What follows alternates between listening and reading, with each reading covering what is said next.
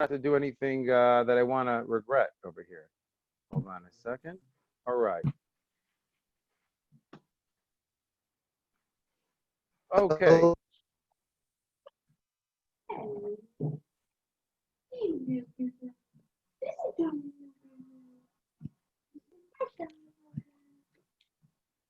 Okay. We're going to get started in another minute. We're going to wait for everyone to pile in right here.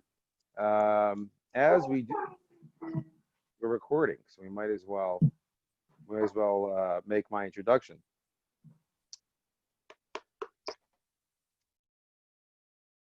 Okay. People are still coming in. Look at that. Go ahead, Jonathan. Nice to meet you. Is Jonathan admitted? Yishai. Yishai, nice to see you. Okay, Yishai's in. You're going to give everyone one more minute.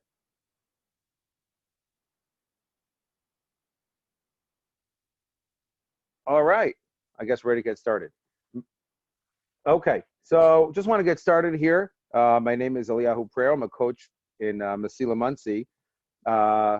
Actually, tell you the truth, I'm based in Muncie, but Mesila is now a international organization. It always was. So I'm based in Muncie, but I do see couples all over the world. So although individual cases may vary case by case, nevertheless, the underlying functions of the family, the underlying functionality. Hold on 1 second. We're just going to bring down this volume of the media 1 second. Oh, for whatever reason, it's still moving. All right. Well, we're just going to have to live with the dings. Basically, the idea is that even though I'm based in Muncie and I deal with people over the world, Europe, I guess outside of New York is considered a different world, all across the United States. Israel has their own branch. I'm speaking to people on Israel time. So we're going to speak a little bit. Basically, the idea is I can't speak for everybody here because everybody's situation is different. And I can't tell you whether your gap is $100, how to make the gap work.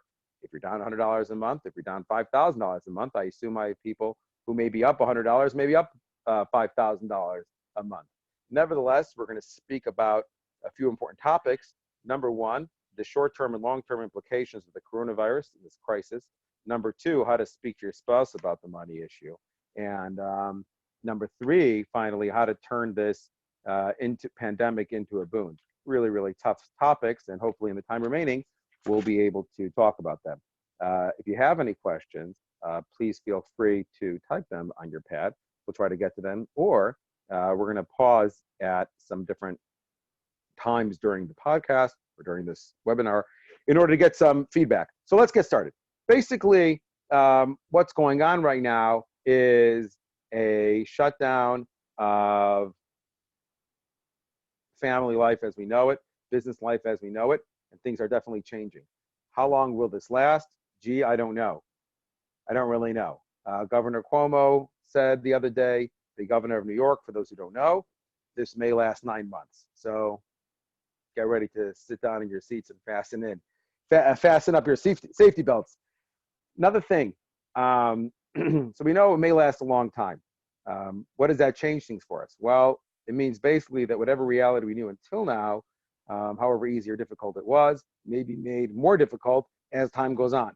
We don't know if it's going to be 3 weeks. We don't know if it's a month. We don't know if it's 2. We don't know if it's 9. We don't know if it's forever. Maybe forever. We don't know. Now, getting back to our topic at hand, we don't know how long this crunch is going to be, and therefore, what are the short-term and long-term implications? So essentially, we're going to work with 1 month. Let's assume for the moment that from March 1st to April 1st of the year 2020, everything was shut down. We're just going to give you, for argument's sake, because we can multiply it by a certain amount. But let's assume for a moment we're dealing with a month.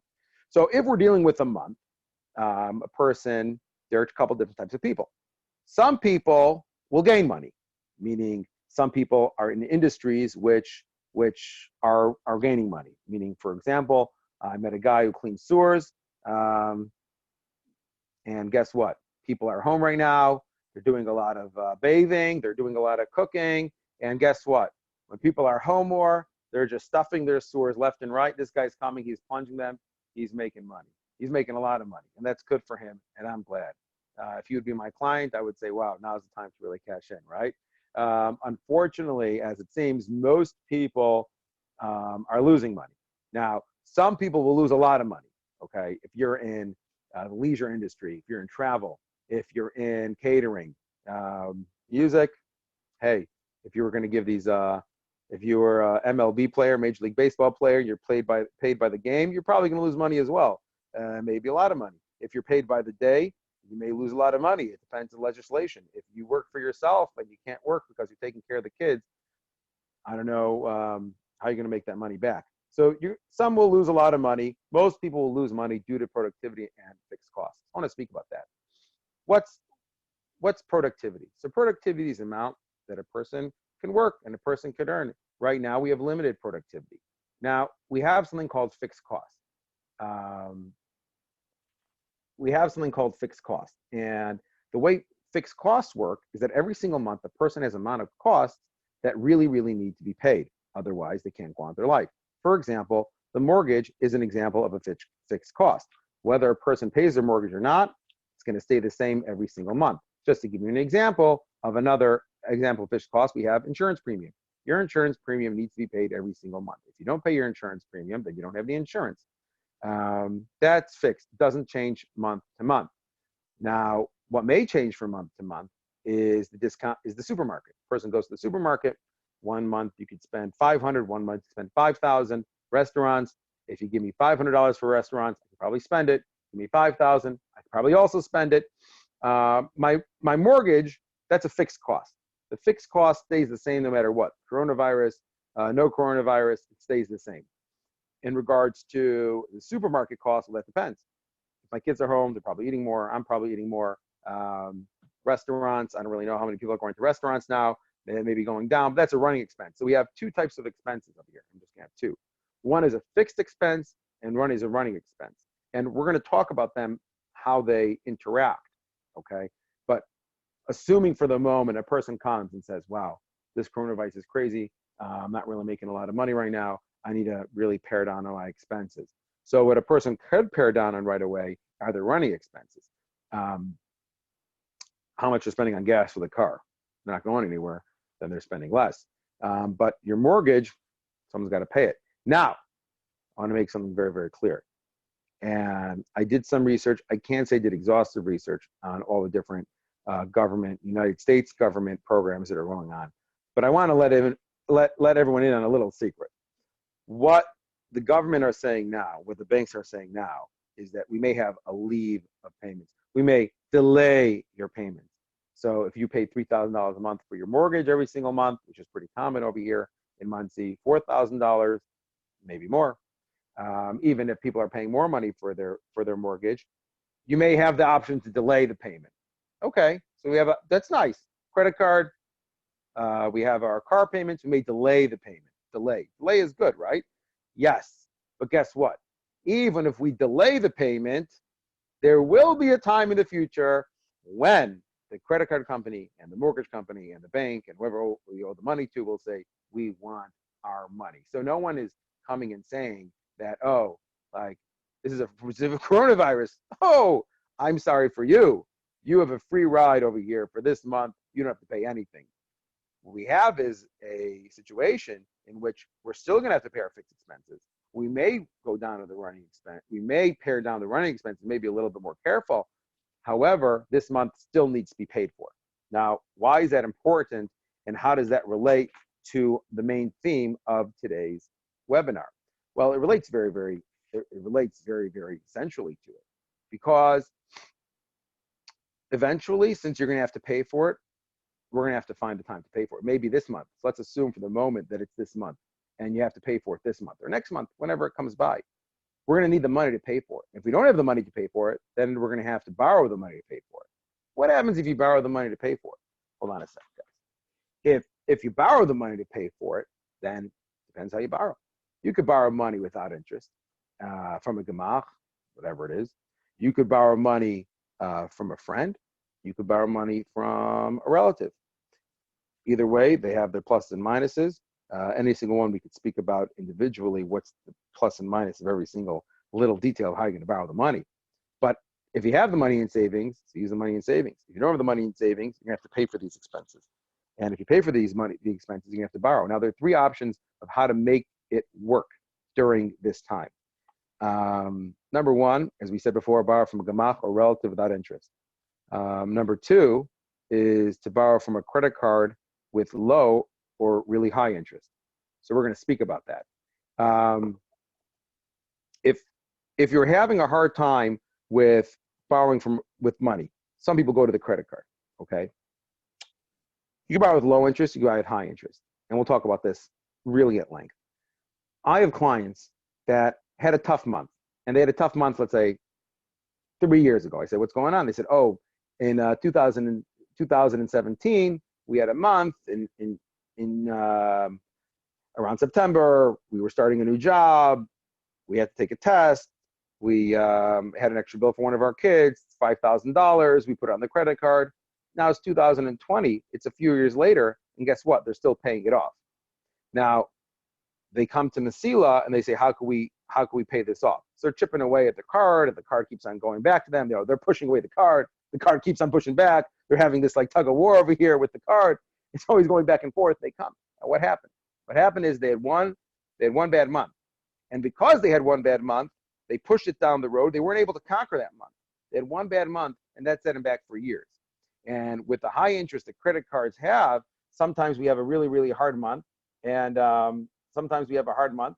And as we have that hard month, we can't get back for years. It'll set people back for years. So I came to Mesila. They had their own ideas. And I said, guys, we need to do something. They said, we're already trying to do something. I said, okay, listen, we're going to give a webinar. We're going to get the message out that this month of coronavirus can make you or break you. Now, truth is, any month can make or break a person. Any month can make or break a person if you have a bad month. However, this month is specifically difficult because so many people are having a tough month at once. So since so many people are having a difficult month at once, we're kind of overloading the system. So let me just give you an example. Right now, many people are getting sick from the coronavirus. So a virus, they come and go at any given time. You have people who are more sick, people who are less sick, and the hospitals are built more or less. They're supposed to be built to meet the demand of the different sicknesses that are coming and going.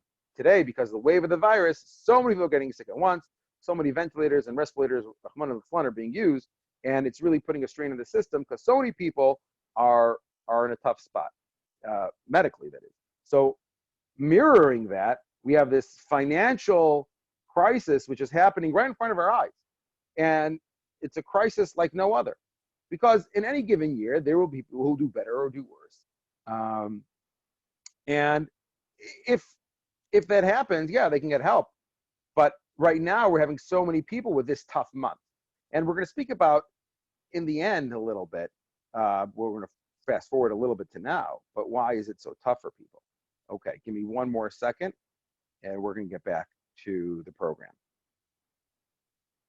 So, getting back to the credit card, let's say a person decides that at the end of the month, he doesn't have the money. Doesn't have the money for food, doesn't have the money in his bank account, doesn't have that much money. So what's he going to do? He's going to borrow from his credit card. So there are a few types of credit cards that are out there. One type of credit card has high interest, and the other type has really high interest. That's about it. Pretty funny. I guys can't see you guys laughing, but I assume that some of you guys are. Basically, credit cards have different levels of interest. And you would be surprised that I go to my clients who are really, a lot of them are very, very intelligent people. And by the way, a lot of them handle money at work, like millions of dollars, okay? They look over other people's money, OPM, and they look at other people's money, and they're handling millions of dollars. And they're dealing with like interest rates and spreadsheets and like all these details. I ask them about their own personal finances, and they say, gee, I don't know. Gee, I don't know. So I ask them, what's your rate on your credit card? Gee, I don't know. A credit card? I don't know. Whatever we pay, we pay. I don't know what the rate is. Now, this happens a lot. So maybe that's why they're coming to me. All right. Anyway, the idea is a person may have different credit cards. A person may have a credit card with 12%, with 18%, So 25% with 29% interest. I have a client now, 29.99% interest. That's a lot. We're going to speak about that, why it's so much. But essentially, I mean, gee, people are paying a real lot of interest on their credit cards. And the reason why they're paying a lot of interest on their credit cards because they signed up in the first place.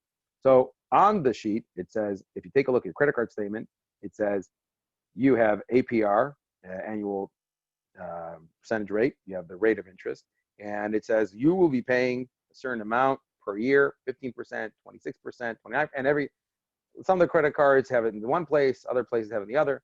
You may want to call your credit company up and say, hey, how much interest am I paying on my credit card? And they'll tell you. Now, when this happens and you borrow from a credit card, you should live with what I suggest is live with something called intentionality. And I'm going to write this down. You can write this down as well. Intentionality. Intentionality means that a person has in mind, okay, I'm doing this intentionally, meaning I'm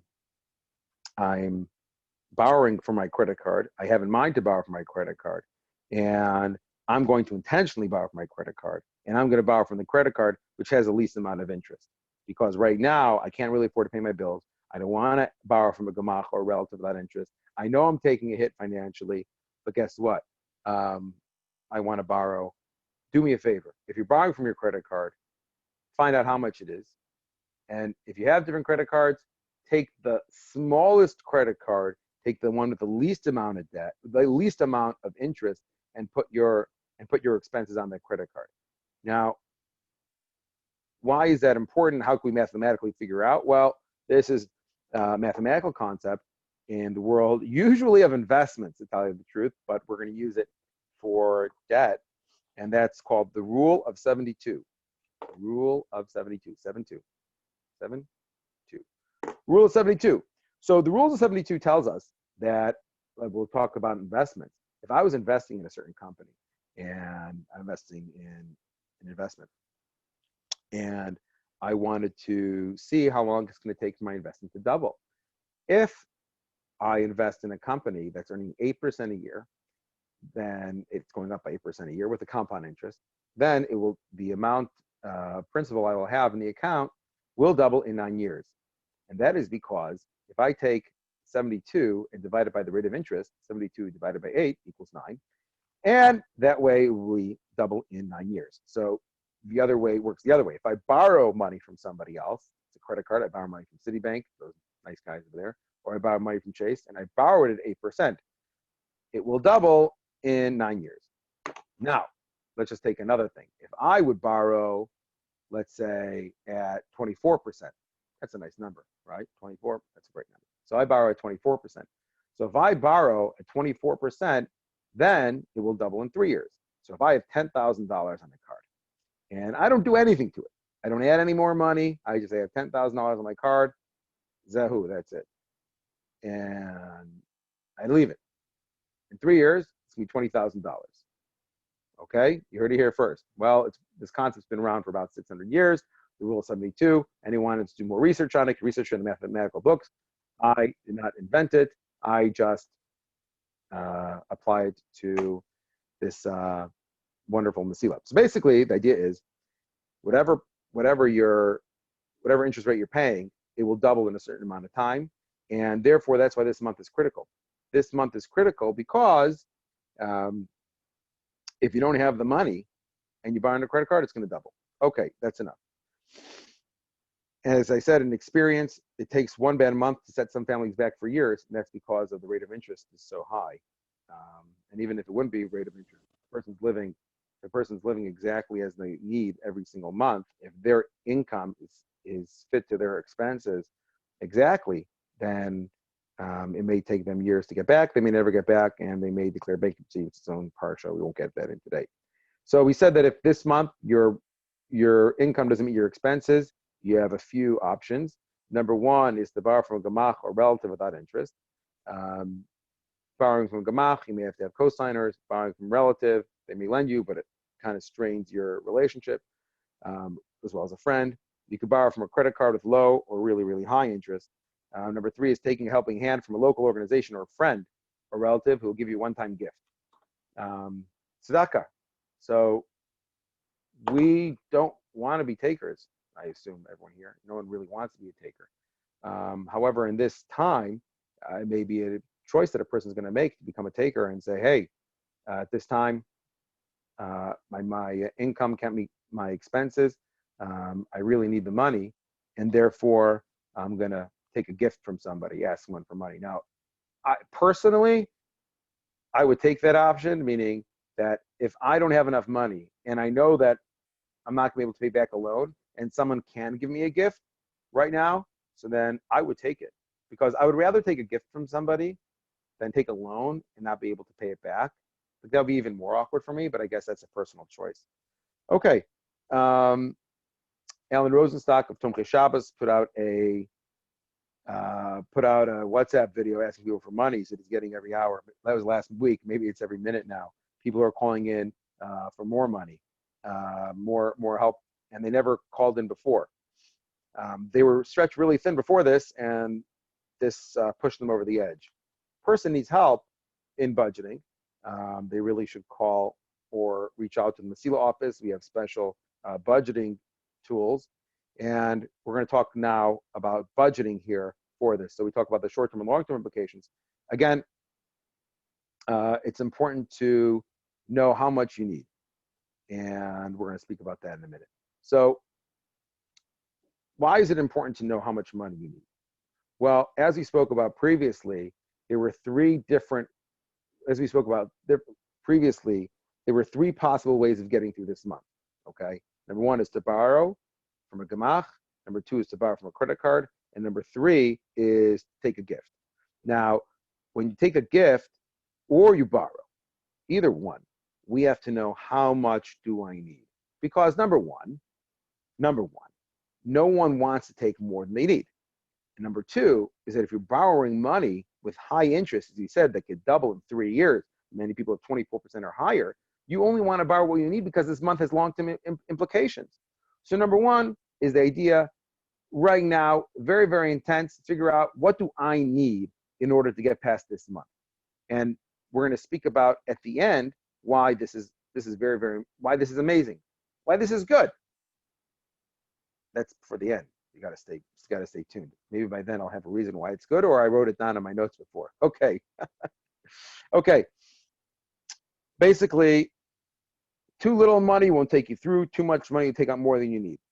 So how do we figure out the main budgeting points? So we spoke about before different types of expenses. I'm going to go over them right now. And this is any counselor, coach you go to in Mesila will talk to you about that. And I advise for those who need, for those who want, those who help, go to mesila.org and call up and ask for a coach. You could take me, by the way, if you want. Anyway, ask them, Liahu Prero. I'm here, ready to serve you by Zoom, 24/7, all across the world. So we have different types of expenses. We have fixed expenses, we have running expenses. Now, the expenses work like this. If you have a pen and paper, pencil, number 2 pencil, please, or it doesn't count, please bring your pencil and paper, we'll talk about it. Fixed expenses stay the same every single month. An example of that would be your mortgage, your property tax, your insurance premiums, pretty much every single month.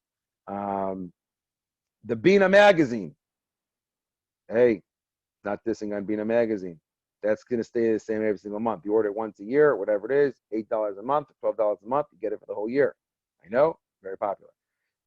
Running expenses, they are different every single month. So basically, I don't know if it's a joke, like the running expenses may run away. That's written in one of my guidebooks, but hey, the running expenses, you don't want them to run away on you. So it's how does a person keep track of the running expenses? In Mesila, in the notebook, in the workbook, we have a special sheet. And that sheet has 2 different pieces of paper, one for the husband, one for the wife. And when you sign up to Mesila, you don't just sign up for a couple sessions, but when you sign up for Mesila, basically what we do is we track your expenses every single month, every single day, every single week. So we want to see exactly. Some people take a pen and paper, they write it down, and when they write it down in a pen and paper, every single day, whenever you go to the store. I went to the store, I spent $50. Went to the store, I spent $100. I bought a pack of gum, I bought some gas, I purchased this, I purchased that. Everything goes on a sheet. So that at the end of the month or at the end of the week, we can make a real evaluation of how much a person spent every single month. A real evaluation. That's really, really tough. After all that's said and done, we also have some more expenses of the different utilities, and they could be a lot as well. Now, we're not doing a full budgeting.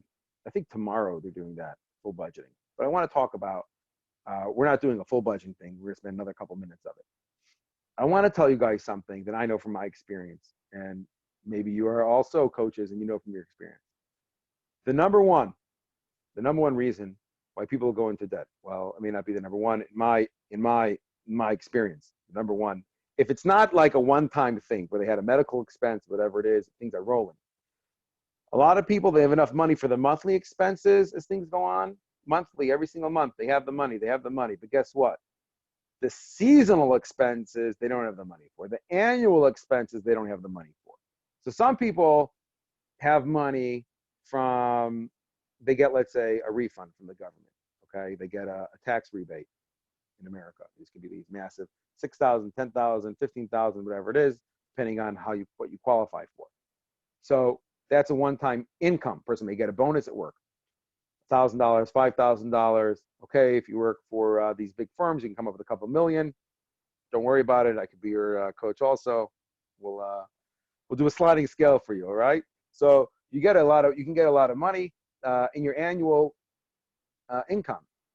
However, this is an important point, and I can't stress this enough.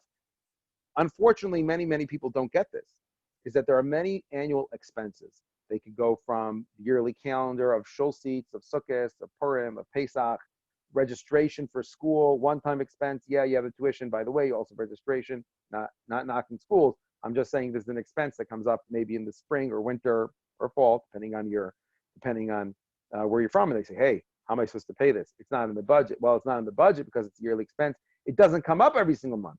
So since it doesn't come up every single month, it wasn't in what you signed up for, right? Oh, I went to the store, I got some eggs, I got some gum, okay? It wasn't there, it's only once a year. So that's why it's very important to go through. If you're going through Mesila, we have the sheets for you to fill out what exactly are your registration costs and what are your school supplies. The school supplies don't come up every single month. School supplies come up once a year. So the school supplies come up. How am I supposed to pay for school supplies? Well, I pay for what's in the bank. So if the bank is already maxed out for your monthlies, how do you have money for the annual? Well, if you get money from the annuals from your tax rebate, your tax refund, then we can't be spending that on monthly because that has to go for the annual expenses. Let me give you another example. Car repairs. Does your car break down every single month? Well, I've driven cars that broke it down every single week. Okay, no joke. We're past that, hopefully. But anyway, if your car is breaking down on you, that may not be a monthly expense. So what happens? You go along, you have your budget, and you're going along the month, and you're going along the year, and you're like, everything's going fine. Chugga, chugga, chugga, chugga, chugga, chugga. You're going fine. All of a sudden, you get hit. Boom! My car breaks down. And it's $1,000 plus towing. $1,500 or $1,150, whatever it is. How am I supposed to pay for $1,150? Well, I have to break it to you. Okay? I have to break it to you that a car breaking down, that's going to be a running expense. That's the annual expense. And one has to figure, something my father told me, that every time you have a used car, it's going to be $1,000 in maintenance on the car every single year. I hate to break it to you guys. It's a lot of money. What can you do? Unless you fix it yourself. That's a whole nother story. Anyway, so that's the running expenses for the year. We have the annual expenses, we have fixed expenses, we have the running expenses, and we have the annual expenses. So basically right now, tomorrow we're talking about budgeting, okay? But why am I bringing this up here? Why am I bringing this up here? I'm bringing it up here now because we're at the time of Chodesh Aviv. We're in the springtime.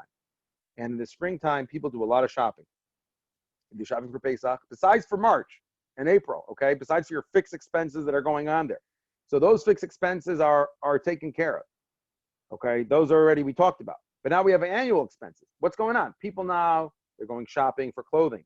People now, usually, okay, maybe they're doing it online, but we're just saying that this is usually what's going on here in the spring. They buy their shoes then. They're taking care of their registration. for school for next year. They're buying clothing, all these things. And Pesach coming up right now. Here's the annual, and the new shaitel, we'll throw that in. Anything else, guys? Okay. Birthday gifts, any birthdays coming up? Okay. So if you have a lot of different things coming up, right now is the time. It's a very, very heavy time period for a lot of people. So on the one hand, we have the monthly. And I'm going to tell people the following, that if you're making a budget for this time of year, don't just make a budget for the monthly expenses, make the budget for the annual expenses as well that you will spend. If your car insurance premium is every 6 months and it's due now, you got to pay for that as well. And therefore, it's important if you're borrowing money from a friend, borrowing money from a credit card, or getting money as a gift, that whatever you have will cover your expenses. Okay. And I want to bring up with my my supervisor, Moish Cohn, really, really great guy. I got to tell you something. We had a meeting, an emergency meeting last week with all the coaches of Mesila, and man, these guys are really smart. They're really dedicated, and they're amazing. They really are. And it's really a pleasure to be part of this organization of really, really dedicated people, dedicated to Am Yisrael in a way that no other organization really is doing. I mean, it's really incredible. So we're really here to fill the gap. Moish Cohn says, this is his favorite line, everyone pays for it, either sooner or later, which means that if you buy something, you will have to pay for it. Oh, it's very deep, right? I know. People confuse me with a philosopher. The point is, I want to give you guys a story. I had a client of mine, okay? They were doing fine.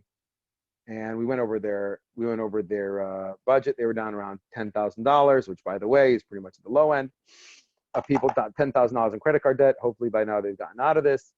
And they tell me, we go over their debts.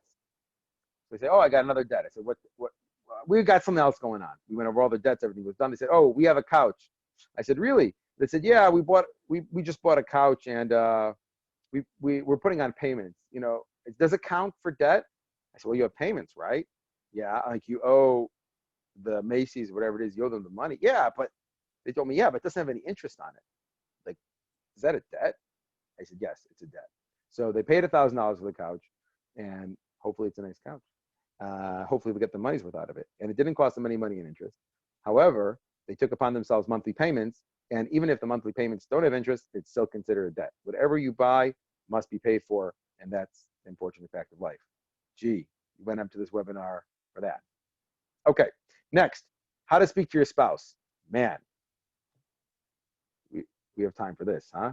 So how to speak to your spouse. See, here's the blessing, okay? Here's the blessing. A lot of people are home right now. So the time together, it may be a blessing, it may be a curse. Some people get along well with their spouse, and some people don't. So I guess this is a multiplier, right?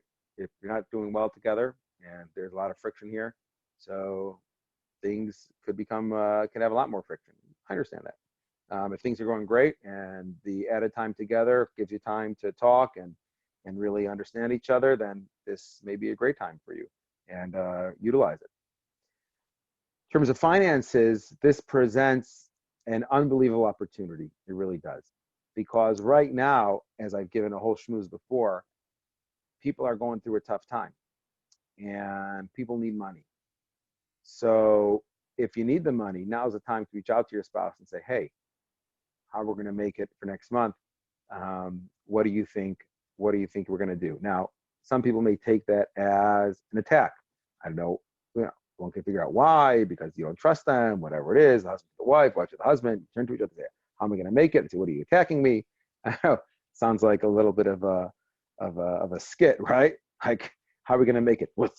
You're attacking me. You're attacking me. All I ask you is how we're going to make it. What? You think I'm not going to help you? Anyway, happens to be that's my life. But anyway, the point is that you can say either A, how we're going to make it, or you can make it a little bit less standoffish and say, I really hear this wonderful webcast. I really want to make a budget. I want to see a realistic picture of what's going in and what's going out. That takes time. It's very, very tedious. In fact, I would say that the number one reason why couples drop out of Mesila, and I tell them this right away, and we had this at the meeting the other week, is that, and we said Mesila is a very, very tedious process. It's tedious to know It's very, very busy work, right? How much I spend at the grocery store every single month. What do I spend what do I spend on the mortgage? What are my debts? Like, to keep up with that. It takes a lot of work. And I wish I had all the answers right away for people. But here's the thing, is that the information, as you say, knowing is half the battle. With Mesila, we say knowing is 80%. And if you only know your situation, then you're 80% of the way there to a solution. Because you could say, hey, this is where I need to be. This is where I want to be. And you could really, really make it work. So a lot of times we ask somebody, you can ask somebody, what's your plan for next month? Like, what's your plan, right? Get that attitude in. You could also ask without an attitude, I really want to make this work. I really want to make a budget. Let's just see what's going on. And the idea is that even if someone just makes a budget and sees what's going on, then they could, even if someone makes a budget and sees what's going on, it'll be a real lot for them. So first, make a budget. That's all I want to say. Just go to your spouse and say, I would like to make a budget, see what's going on. Now, that may be tough. You could also go to Mesila and go to a coach, and we can try to help you out. Now, the situation with coronavirus is a little bit tough because it's taking up a lot of people's headspace, as I said before. People may not have the time to do this. Although a lot of people, I get calls sometime, and a wife may say, oh, my husband, he's working so hard, he says he doesn't have time for this, which is really true. They may not have time. But we've helped a lot of people, and we helped a lot of people who didn't have time. And when they realize how much money they could be saving, could be spending, then the time that they spend is really, really worth it. So that's really important. So there's a different dynamic going on. Now, in addition, I just want to share with you something, something that I read online from somebody else. This is an article by Kyle Benson. He's on the Gottman blog, John Gottman. So he writes the following: arguments about money aren't about money. He published this August 15th, 2016. You guys could read it yourself. Okay, one of the most they are about our dreams, our fears, and our inadequacies. One of the most common sources of conflict in marriage is money. How to spend it and how to save for things that really matter. It doesn't make sense when you think about it logically. Money is simple. Keeping a budget is something an 8-year-old can do. Okay, you heard it here first. That's Kyle's hashkafa about money, and he goes on to say how really what money really is. I tend to think it's a little bit more complicated than that. Money is not very simple, and money is not something that even an 8-year-old can do. Keeping a budget is very, very complicated, and things go up and down in our day and age. So I would say, listen, money, it's really tough and it's really complicated. Try to get your spouse online. I just want to say one other thing, is that when we speak to our spouse, we could also say, we don't have the time. You're right. Think about the positive things. Think about what could come out about it. Okay. So that's it for that. We could speak about that more. People have questions about how to speak to your spouse. Please feel free to either visit mesila.org, email them, and they could get me directly, or you can email me at eprero@mesilausa.org if you have any questions, at eprero@mesilausa.org. So right now, we're talking about the third part. So we talked how to speak to your spouse. We did that already. Now we're talking how to turn this pandemic into a boon. Oh, you're welcome to raise your hand. I guess no one has any questions. Okay, I don't have any questions. I guess everything I said is so simple. Okay, I guess everyone agrees with me and disagrees with Kyle. That's really great. Basically, again, Kyle said keeping a budget is simple, and I say keeping a budget is not simple. Kyle says money is much more than money, and I say no. Basically, money is money. My wife is asking, how do you speak to? My wife is asking if you can expand on the how do you speak to your spouse.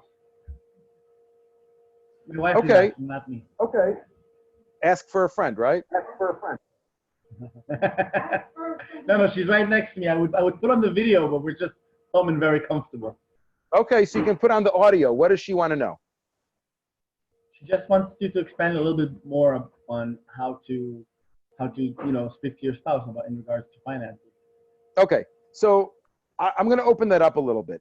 Number one, the number one part of opening up to your spouse is this goes into a little bit what Kyle was saying. Thank you for asking. Is to ask your spouse the following question. Ask your spouse the following question. If you're not going to get, if you come to your spouse and you say, "Hey, how we're going to make it?" They say, "Oh, you're taking a stab at me," which is all right. You say, "I want to sit down on budget." They say, "I don't have time." So you could do it yourself. The other way of doing it is to show your spouse you're really interested in them, and to ask your spouse the following question: how was finances growing up, and how does it affect you now? Ask ask your spouse the following. I'm not asking you to make a budget. I'm not asking you how you're going to pay for next month. I want to know about the past. I want to know about how was money growing up for you. What did your father work as? What defined money growing up? And in my work as a coach, I will tell you that I sit with couples, and we don't necessarily know. One couple doesn't really know the other reason why the couple is acting a certain way. I'll give you an example. I had a couple who were doing okay. They had a couple $100,000 in assets. They were making it every single month. They had extra money. They were putting away money. And the wife really wanted them to go to Mesila. So I sit down with them, and I pretty much had the calmest meeting that I've ever had. Like, gee, this was like, okay, how much money do you make? There was like no stress, right? That was like one of the best meetings. So I asked them at the end, how was money growing up and how does it affect you now? So the husband said, okay, I made a certain amount of money. My dad was good. And then the wife says, gee, and then she almost breaks down, starts to cry and says, growing up, my dad was in sales and my mom barely worked outside the house. And you asked how money was growing up. We didn't have any money. And you talk about being careful about your house because it may be foreclosed on. Yeah, my house was foreclosed on. And people come and knock on the door. They knocked on the door and they wanted money for the utilities. And I worked when I was younger and I was able to pay the utilities growing up for my parents who didn't have the money. So money was very stressful for me. And this was like a lot, right? And what I tell my husband is that I really want him to take care of the finances, meaning I need him to have a budget every single month because I need to know how much money we're spending so I feel safe so that I don't reach the point where my parents were growing up. Oh, that was a lot. So all it was one small question and a listening ear, and that gave us more information as to why she wants to go through the Mesila process. And when I spoke to my supervisor about this, again, Moshe Cohn, really an amazing guy. Moshe Cohn said that a husband supports his wife, right? Sometimes the wife supports the husband if she has a higher paying job, but generally speaking, according to the Ksuba, however it works out. And how does a husband support his wife? A husband has to support his wife in a way that she feels secure in the way that he's supporting her. And what that means is that how does she feel secure? So some women feel secure by having, we'll speak about this, is having money in the bank. If you have a certain amount of money in the bank, you know you're secure. But another way of feeling secure is by saying, I know exactly how much I'm going to spend a month and how much I'm earning a month. And I could predict next month how much I'm going to have, which leads us into the idea of budgeting, which is budgeting is different than awareness. Awareness is being where you were and how much did I spend the previous month, and budgeting is leading up to the next month. It's how much I'm going to be spending the next month. And that's really, really important, meaning I'm standing here, I'm almost by April 1st.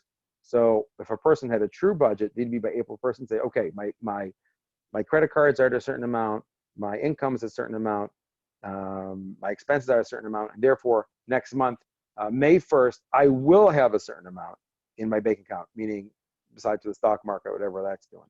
Okay, so that's budgeting, that's looking forward.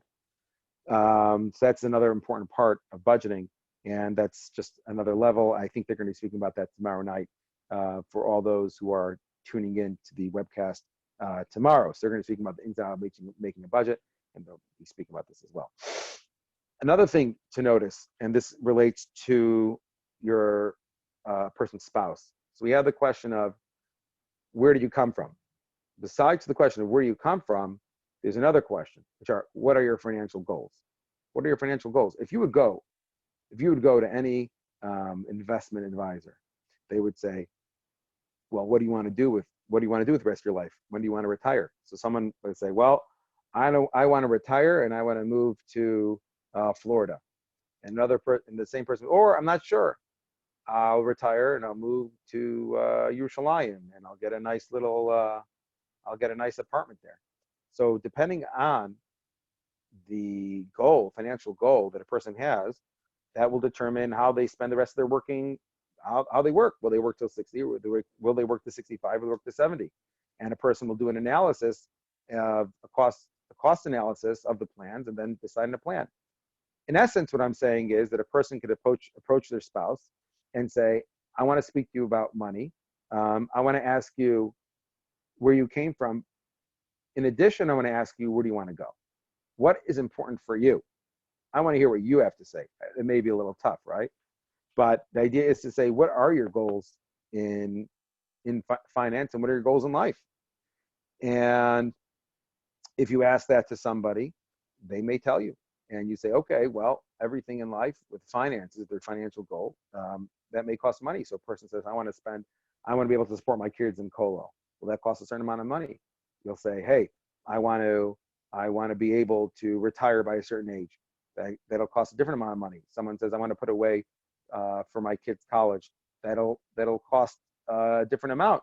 Everything we could take for everything in a life goal, basically what we can do then is translate that into financial goal and to say, okay, that's what you want to do in the future.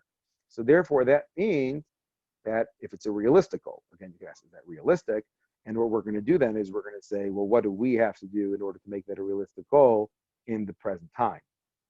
So if a person is basically making it every single month and they don't have any money in investments, and they say, well, I'll be able to pay in cash for my kids' chasanas, I want to plan for that. So then they're going to say, well, what do you do? What are you going to have to do in order to, in the present tense, in order to afford that? So these are all very important times. We have the past, we have the present, we have the future. In addition, we're just coming up to Pesach. That really rings true, because we say we were slaves. We start out with this idea of the matzah, and we say this is the matzah that our forefathers ate in Egypt. And he said we were slaves to Paro in Egypt.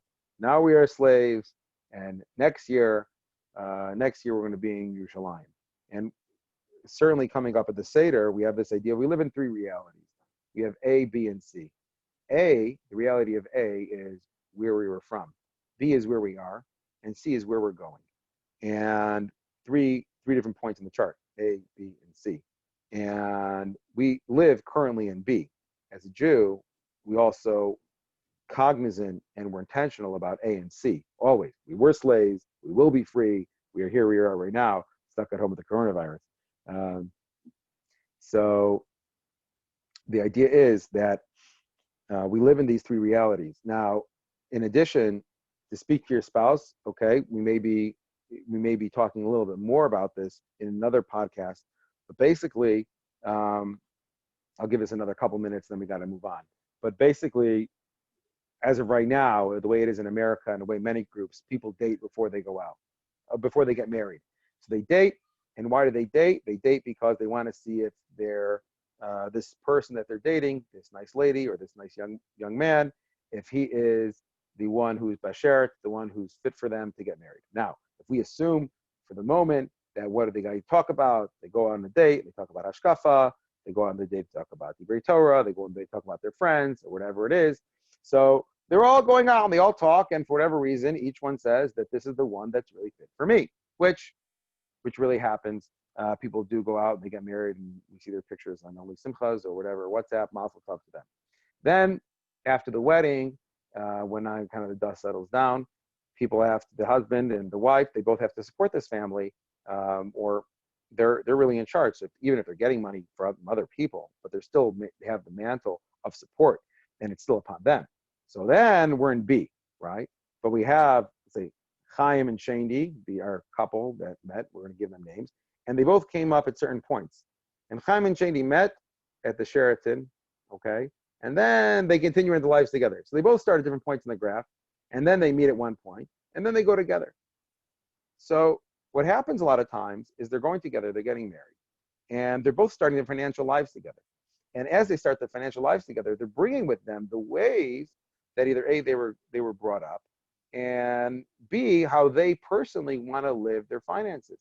And the conflict comes in the conflict really comes when each person has their own idea of finances, their own way, their own point A, their own avadim hayinu l'far b'mitzrayim, their own way of growing up, and their own goals.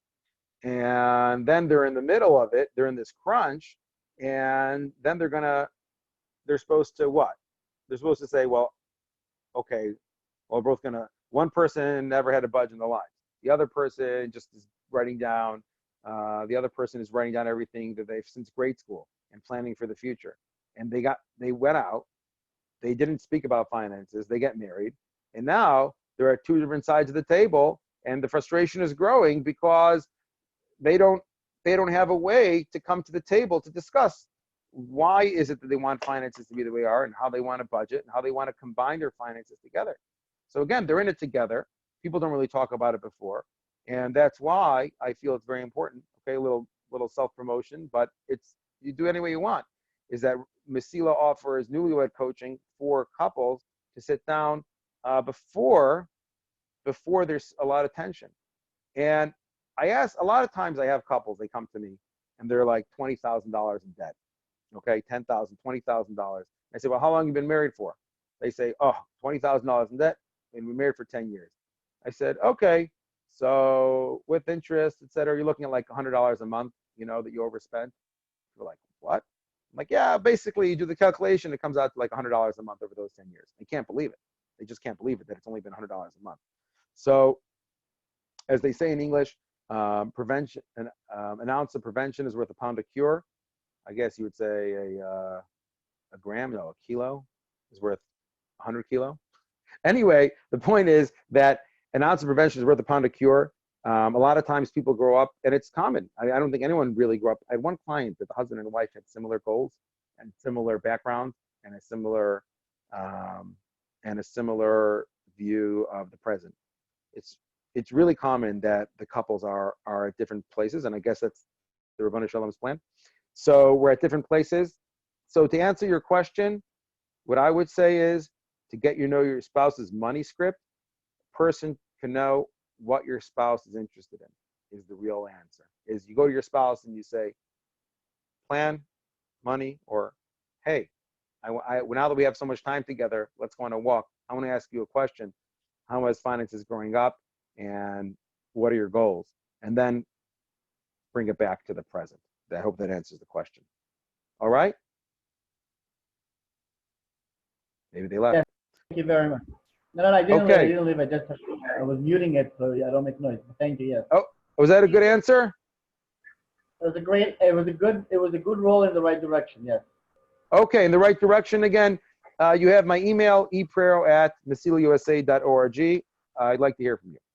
Okay, so how to turn this time into a boon. Okay, so going with what we said, for families at risk, this could put them over the edge. For those not at risk, we have to think about, think about what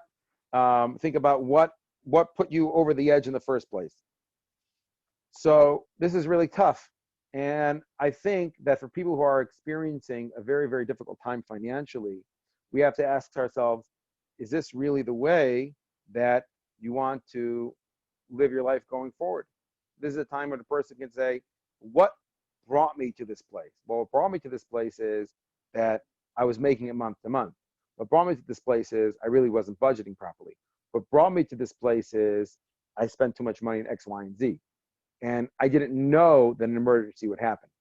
So turning everything that we've said and bringing it all together and to say, a person can use this time for self-reflection. And a person can say, what do I really need in life? And what's important to me? And what brought me here?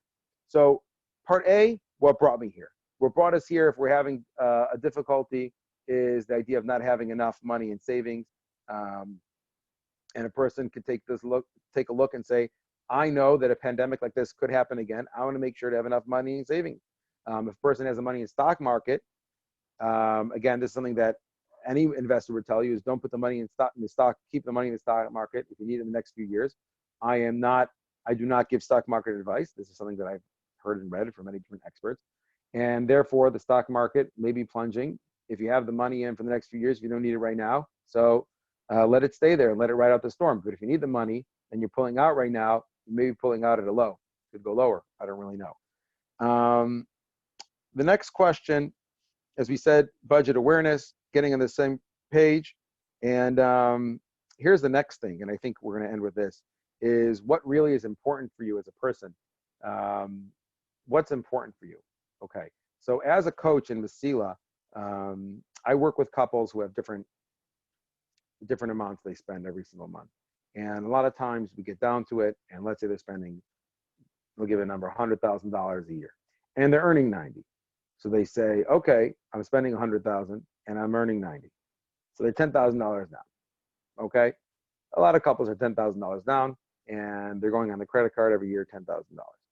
So I say, well, what are we going to do? We're going to earn more money. We're going to spend less money. So they say, well, I really can't earn any money because I need to do such and such and such and such. I need to be home at a certain time. My job is perfect for me. Okay, fine. So like, no, I cannot earn any more money. Forget about it, Mr. Mesila, for being, for disturbing my status quo. And I said, okay, can you spend any less money? So I said, no, I can't spend any less money. I says, well, you can move to a place where it costs less money to live. And they say, no, we can't move. I said, why? You want to live in Muncie? You're paying $15,000 a year in property taxes on your home. I said, no, I can't move anywhere. I said, really? No, I can't move. I said, why can't you move? He said, I can't move because I need to be near my family. I can't. I said, okay, that's what you need. That's what you need. They say, no, I can't do anything else. So basically, what I've realized over time is that it's not so much about earning more, and it's not so much about spending less, but it's about principles. It's about principles in a person's life, and it's about the principles that a person has that are really causing them to go into debt because they can't earn any more money. It's against their principles, and they can't earn any less money because it's against their principles. So therefore, it's really their principles which really need to be adjusted. And if we take a look just at one thing, that's a whole nother schmooze, principles. And we could speak about that, but not at this webinar. Another thing about self-introspection, I see a lot of people are getting married, okay? A lot of people are getting married, even though it's difficult and they're getting married in the street. And if you would go to these people, they have these houses. I got to tell you something, these houses look much better than mine. They're getting married. I see these videos on the WhatsApp, and they get married, and they're like, you would have went to one of these machatenistas like a month ago, and you would have said, we want to make a budget wedding. We want to make the wedding about 10 people outside, and we want to make the wedding. We want to make it outside, and we're going to make the wedding. We'll make it outside, and we're going to have the music playing from the stereo of your Lexus. You're like, what do you mean, my daughter, my princess is getting married outside? What do you mind? This is over my dead body. It's not happening. And like, it's really crazy, right? You would never think this would happen. And they go to the Rav, and the husband says, we don't have any money. I'm just giving you a mashal. Hopefully they do have money. They go to the Rav, and they say, listen, my wife wants to spend $100,000 on the chasana. So the Rav takes a look, and the Rav says, no, this is something that she needs. She taka needs it. If she needs it, then spend the money on the chasana. I'm not saying, right? So all of a sudden, this coronavirus hits. The virus hits, and all of a sudden, this $100,000 wedding that was planned, by the way, in terms of wedding, you can spend more than $100,000. So all of a sudden, they have a $100,000 wedding, and they're not spending $100,000. They're getting married in the street. They're getting married without the white carpet.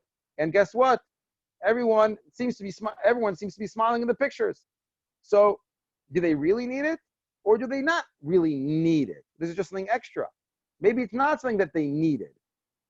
Maybe their needs are different. Maybe this is a want. Really important point. So what I think we could do is take a look at this and say, what are our real needs? What are our wants? What are extras?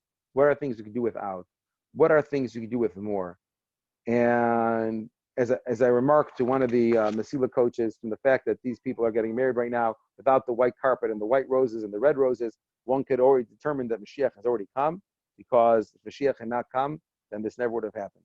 So the idea is how to turn the pandemic into a boon. If a person takes a look, looks at all the stress that's going on and all the stress that they're in, and says, A, how did I get here? And B, what can I guarantee to make sure that it doesn't happen?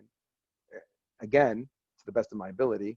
And C, how to use the extra time to, and mind space, if you have, to put things down on paper and to make resolutions for the future and to get current on your financial budget and awareness, then you can really turn this pandemic into a boon.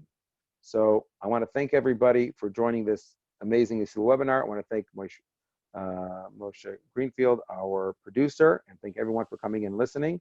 If anyone has any questions, feel free to ask. Are we up to that, Moshe? Is that what we're doing now? That sounds great. Sounds great. Okay. Anyone have any questions, please feel free to ask. Moshe, you're a great producer. One second. I'm getting a poll over here. Very relevant.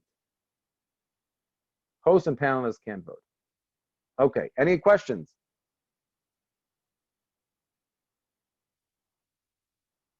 No. Okay, Moshe. So we're done.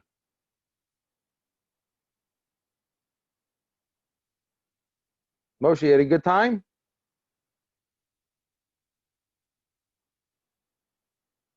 Oh, and by the way, if you want to donate to Mesila, go to www.mesila.org/donate.